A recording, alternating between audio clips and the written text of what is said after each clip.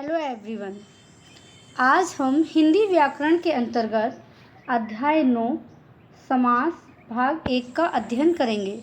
बच्चों, ये चैप्टर आपके लिए बहुत इम्पोर्टेंट है। मतलब इसमें समास आपने क्लास 7th में भी इसका अध्ययन किया होगा और आगे भी आपको समास का अध्ययन करना होगा। इसलिए इस चैप्टर को आप बहुत ध्यानपूर्वक समझेंगे ताकि किसी प्रकार की आपको कोई समस्या उत्पन्न ना हो। सबसे पहले हम समास किसे कहते हैं, समास को जानेंगे कि समास किसे कहते हैं। जब दो या दो से अधिक शब्दों के मेल से एक नवीन और संक्षिप्त शब्द बनाया जाता है तो उस प्रक्रिया को समास कहते हैं। या हम इसको समझ सकते हैं, जब दो या दो से अधिक शब्दों के मिलने से नए शब्द बनने की जो प्रक्रिया होती है उसे समास कहते हैं। समास प्रक्रिया में क्या होता है, दो शब्द होते हैं, उसमें एक पहला पद होता है और एक उत्तर पद होता है, जिसे हम कह सकते हैं कि दोनों के मेल से क्या बनता है, समास बनता है, जिसको हम सामासिक या समस्त पद उसको कहते हैं। समस्त पद, समास की प्रक्रिया के बाद जो नया शब्द बनता है उसे सामासिक पद या समस्त पद कहा जाता है।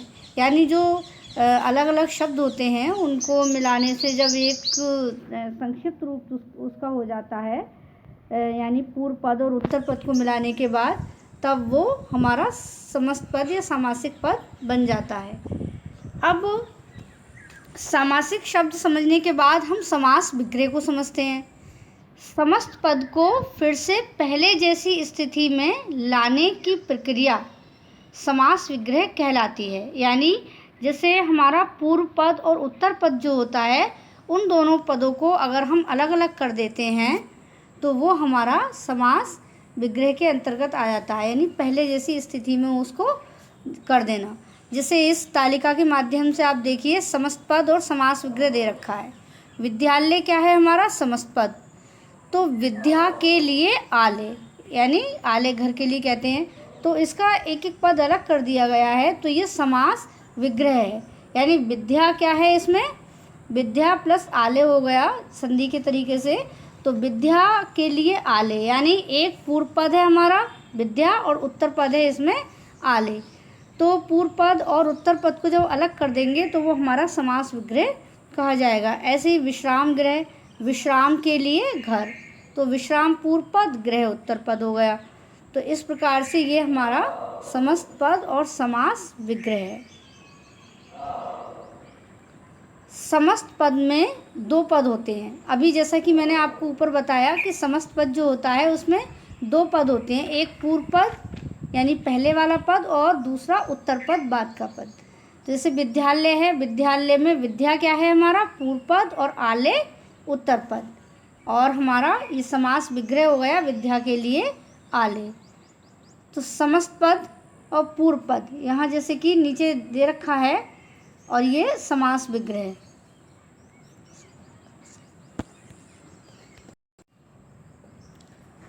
अब हम समास के भेद समझेंगे। समास के 6 भेद होते हैं।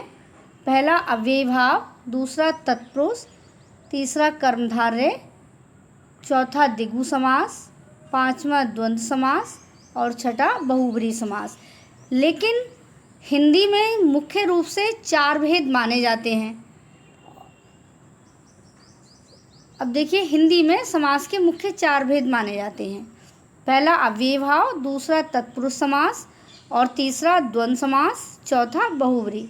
लेकिन तत्पुरुष समास के अंतर्गत जो हमारा कर्मधारय और द्विगु समास है उसको तत्पुरुष समास का उपभेद माना जाता है। लेकिन उसको उपभेद के अंतर्गत भी हम रख सकते हैं, और अगर उपभेद के अंतर्गत ना रखकर अगर हम 6 के 6 समास अलग अलग भी रखना चाहें तब भी हमारा 6 समास गिने जाएंगे। तो वैसे हमारे 6 समास होते हैं, लेकिन 2 समास तत्पुरुष के अंतर्गत कर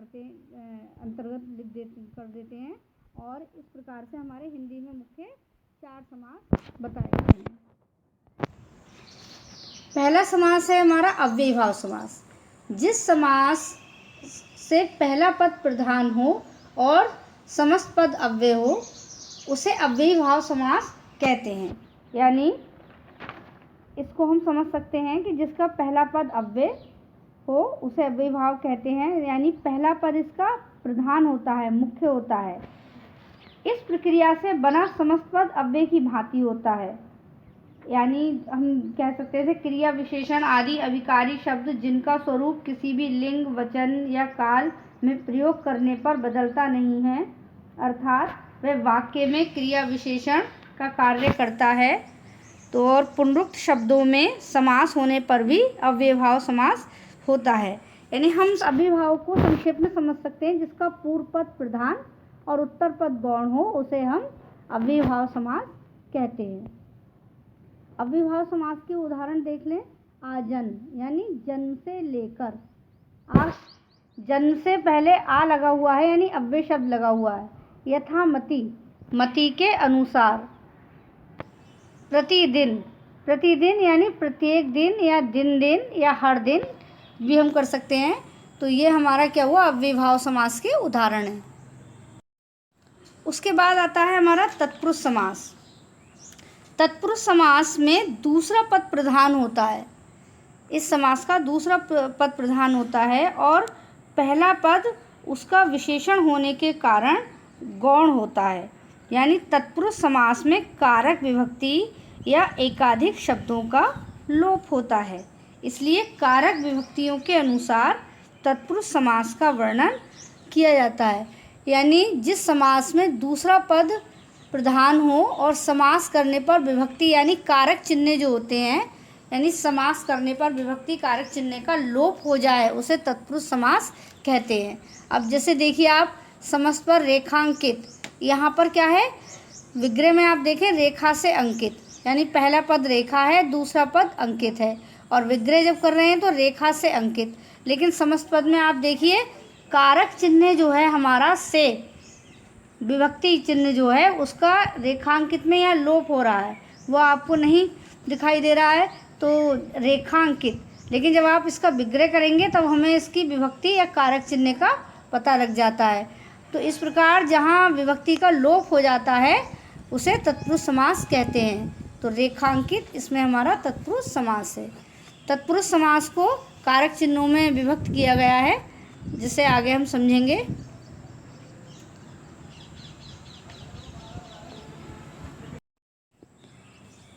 सबसे पहले हमारा आता है कर्म तत्पुरुष समास।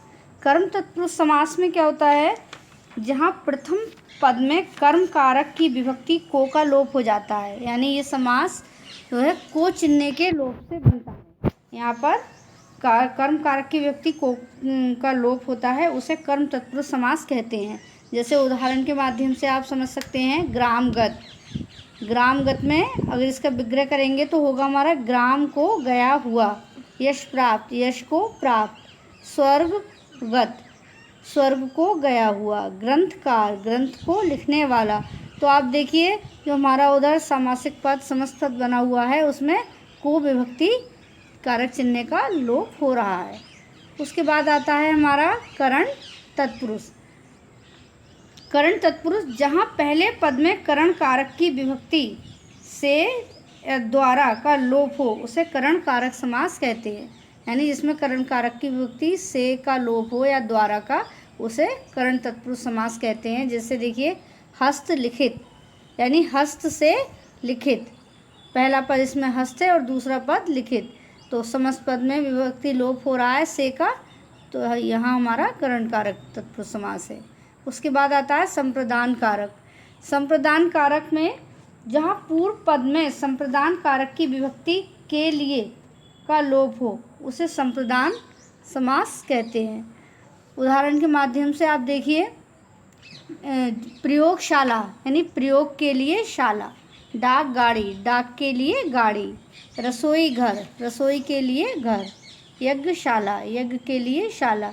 अब ये यहाँ पर समस्त पद में उधर देखिए आप विभक्ति या कारक चिन्ह का लोप हो रहा है, के लिए जो है उसका लोप हो रहा है, इसलिए यहाँ पर हमारा संप्रदान कारक तत्पुरुष समास है।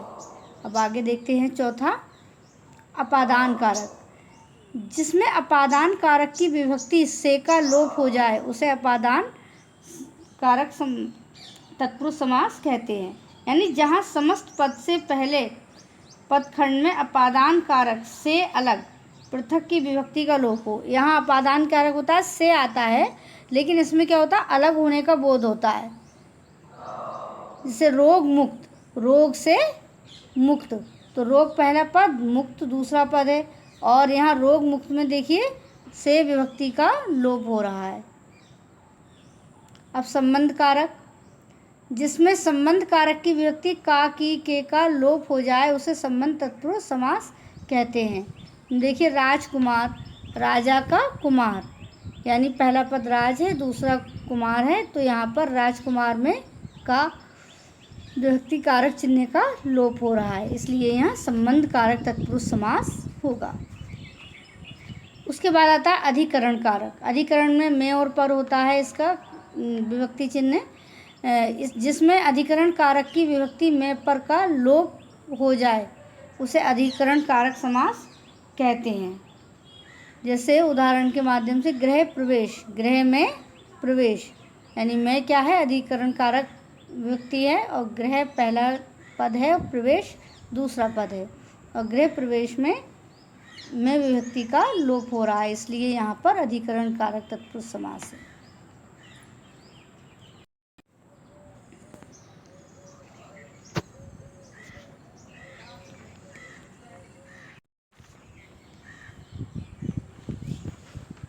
अब हम ये समझते हैं कि तत्पुरुष समास के दो उपभेदों के बारे में। जैसे कि ऊपर बताया था कि समास के 6 भेद होते हैं। तत्पुरुष समास के अंतर्गत ही एक हमारा नव तत्पुरुष समास होता है। नव तत्पुरुष समास में इसमें क्या होता है बच्चों, पहला पद निषेधात्मक होता है, इसलिए उसे नव तत्पुरुष समास कहते हैं। इसलिए उदाहरण के माध्यम से आप इसको समझें। नव तत्पुरुष समास के कुछ उदाहरण दे रखे हैं, जैसे असभ्य। असभ्य यानी सभ्य से पहले आ लगा हुआ है, तो इस आ का जो अर्थ निकल रहा है वो है निषेधात्मक, यानी कि ना सभ्य, जो सभ्य नहीं है। अनादि, ना आदि, जो आदि से नहीं है। असंभव यानी ना संभव, जो संभव नहीं है। तो ये हमें नकारात्मक अर्थ दे रहा है। तो इस प्रकार से ये हमारे तत्पुरुष समास विभक्त किया गया था कारक चिन्हों के माध्यम से। विभक्ति में जो हमारा कर्म कारक, करण कारक, संप्रदान, अपादान, संबंध और अधिकरण में, तथा एक ये नव तत्पुरुष समास। अब आगे हम तत्पुरुष समास के उपभेद समझेंगे। तत्पुरुष समास के अंतर्गत 2 समास को रखा गया है, एक कर्मधारय समास, दूसरा द्विगु समास। अगर हम इनको अलग अलग भी रखते हैं तब भी कोई गलत नहीं होगा, क्योंकि समास हमारे 6 ही होते हैं, लेकिन उनमें से 2 तत्पुरुष के अंतर्गत रख दिए गए हैं। तो हमारा है एक तरीके से ये 5वां हो गया 4 के बाद। तो हमारा कर्मधारय समास, इस समास में क्या होता है, उत्तर पद प्रधान होता है।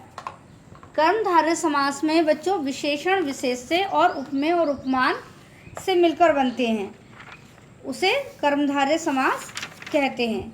यहाँ पर क्या होता है कर्मधारय में कि कर्मधारय समास में उत्तर पद जो होता है, दूसरा पद वो प्रधान होता है। जैसे कि इसमें दे रखा है उत्तर पद प्रधान होता है, और इसका पहला पद जो होता है विशेषण और दूसरा पद विशेष से, तथा दोनों पदों में से एक पद की उपमा दूसरे से दी जाती है या तुलना की जाती है, यानी उपमेय उपमान का भी इसमें संबंध होता है। तो इस प्रकार से ये हमारा कर्मधारय समास होता है। हम इसे संक्षेप में समझ सकते हैं, जहाँ विशेषण विशेष से और उपमेय उपमान का संबंध हो वहाँ कर्मधारय समास होता है। जैसे कर्मधारय के कुछ उदाहरण देखिए, जैसे चरण कमल, यानी कमल के समान चरण। तो कमल क्या है, उपमेय, कमल क्या है हमारा, कमल के समान चरण। तो कमल इसमें उपमेय और उपमान का संबंध हो रहा है हमारा। चरण किसके समान है, कमल के, तो चरण यहाँ उपमेय हो रहा है और कमल उपमान हो रहा है। नील गगन, नीला है जो गगन, तो नीला क्या है, विशेषण है, गगन क्या है, विशेष से। चंद्रमुख, चंद्र जैसा मुख, चंद्र यहाँ विशेष, चंद्र क्या है यहाँ पर हमारा उपमान है, और मुख क्या है हमारा उपमेय है। तो यहाँ पर पीतांबर, पीत है जो अंबर, पीला है जो अंबर, यानी अंबर हमारा विशेष से हो रहा है, पीला हमारा विशेषण हो रहा है। तो यहाँ पर विशेषण विशेष से और उपमेय उपमान का संबंध होता है, तो वहाँ कर्मधारय समास कहलाता है। उसके बाद आता है द्विगु समास। द्विगु समास को भी तत्पुरुष समास के एक उपभेद के अंतर्गत रखा गया है। द्विगु समास में क्या होता है बच्चों, पहला पद जो होता है पूर्व पद वो संख्यावाचक होता है, और कभी कभी उत्तर पद भी संख्यावाचक होता हुआ देखा जा सकता है। इस समास में प्रयुक्त संख्या किसी समूह को दर्शाती है, किसी अर्थ को नहीं।